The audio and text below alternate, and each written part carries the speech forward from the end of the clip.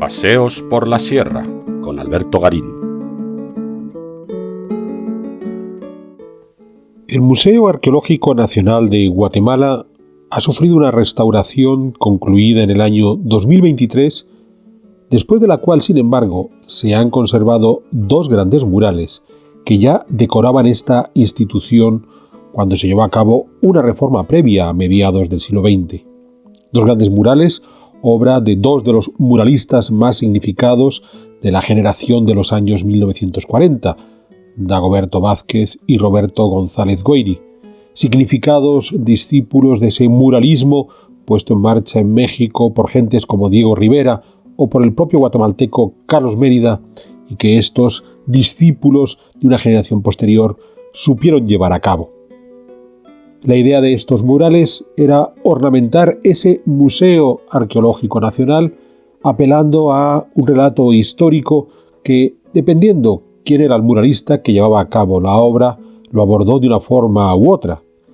En el caso de Dagoberto Vázquez se centró en la figura de los indígenas y quiso relatar cómo ese mundo indígena tradicional propio del mundo guatemalteco tenía que adaptarse a las actividades productivas en los diferentes periodos históricos por los que atravesaba. Unas actividades productivas que se centraban esencialmente en el mundo agrícola, en el mundo del cultivo, sobre todo del maíz, queriendo hacer ese vínculo profundo entre el pueblo más propiamente guatemalteco y el cultivo más propio de ese mundo mesoamericano que era el maíz. El resultado es un mural con esa idealización de el indígena, el hombre indígena, la mujer indígena, que se aferra a sus raíces, unas raíces que se pueden sentir a través del maíz y que tiene que ir adaptándose a lo largo del tiempo a los sucesivos cambios, muy especialmente con la llegada de los europeos y de forma más significativa durante el mundo contemporáneo, cuando la industrialización de alguna manera rompía los equilibrios que estas gentes de las culturas tradicionales habían sido capaces de establecer entre sus propias sociedades y la naturaleza que les rodeaba. Un equilibrio que inevitablemente, al ser roto por esa industrialización, por esa sociedad capitalista, abogaba a cierto canto revolucionario en el cual no se buscaba tanto crear un mundo alternativo como volver a recuperar ese mundo tradicional donde los equilibrios con la naturaleza eran claramente manifiestos. Es muy interesante este tipo de relatos en donde se nos quiere presentar a la sociedad indígena guatemalteca como inmóvil, incapaz de aceptar las posibilidades de que el mundo se siga transformando. Y los murales, el mural de Dagoberto sigue avanzando por esa necesidad del mundo indígena de forzosamente tener que aceptar la innovación al mismo tiempo que se resiste y su resistencia gira en torno a esa capacidad para mantener determinadas tradiciones, sobre todo vinculadas a ese cultivo del maíz. Digo que es sorprendente esta visión cuando pensamos que en la Guatemala contemporánea uno de los grandes éxitos económicos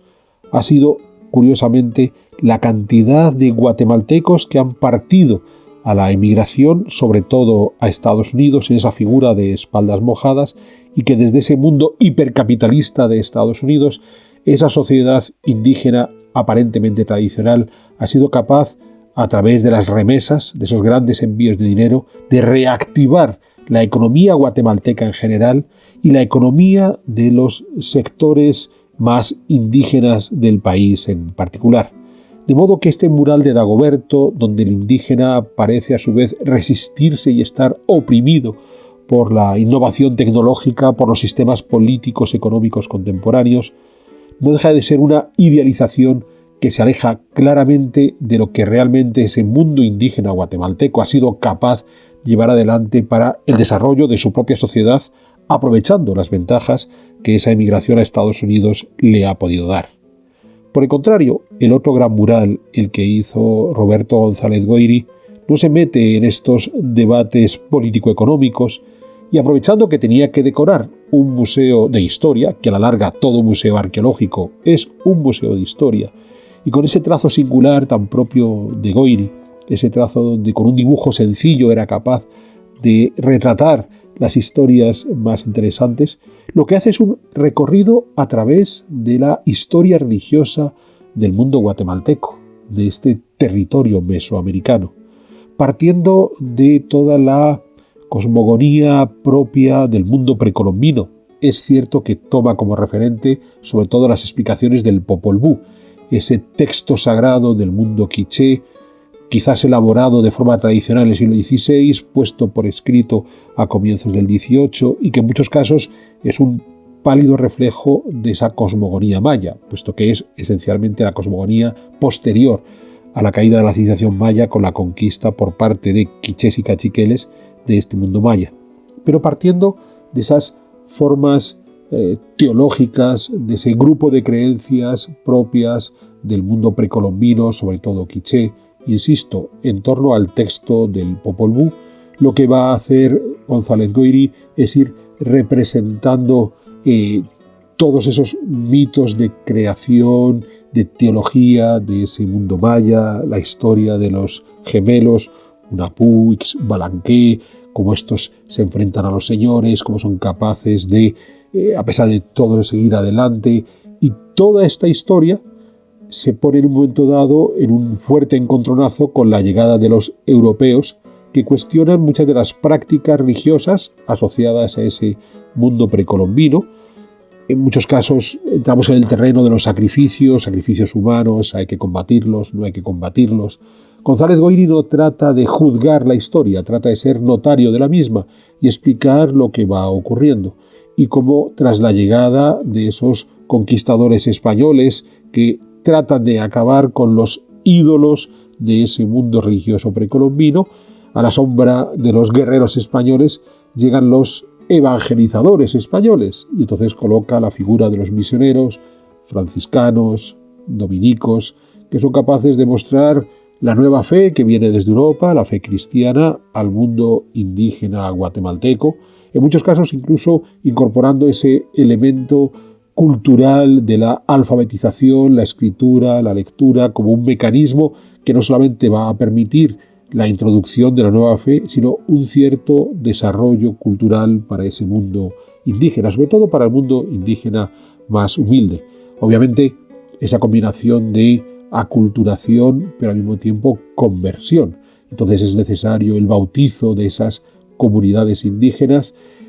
y sobre todo ese elemento material tan significativo que son la construcción de las grandes iglesias del mundo virreinal, que es uno de los ejemplos más significativos de ese proceso de conversión, porque a día de hoy las iglesias virreinales más interesantes que conservamos en Guatemala son las localizadas en las localidades indígenas, en aquello que en la época virreinal se llamaban pueblos de indios, las iglesias de indios. Sin duda, uno de los ejemplos más interesantes de la capacidad artística del mundo americano de origen precolombino de adaptarse a las modas artísticas, por supuesto vinculadas a la religión, que venían de Europa y producir unas soluciones estéticamente muy atractivas. González Goyri continúa ese recorrido a través de la importancia de la imprenta, los libros, la lectura, recordando una vez más ese vínculo indisoluble entre la conversión a la nueva fe y la cultura escrita que puede estar asociada a esa nueva fe. Y así llegamos al siglo XIX y sobre todo al momento de Justo Rufino Barrios, en la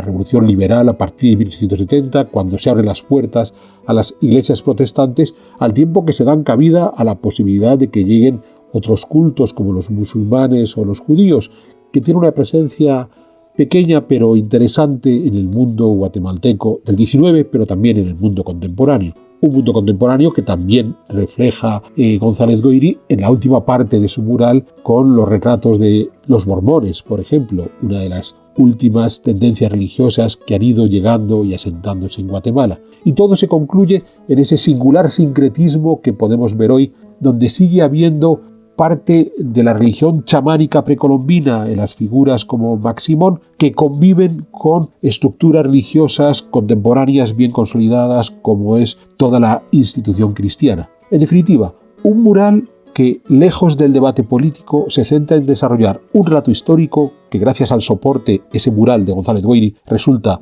muy atractivo.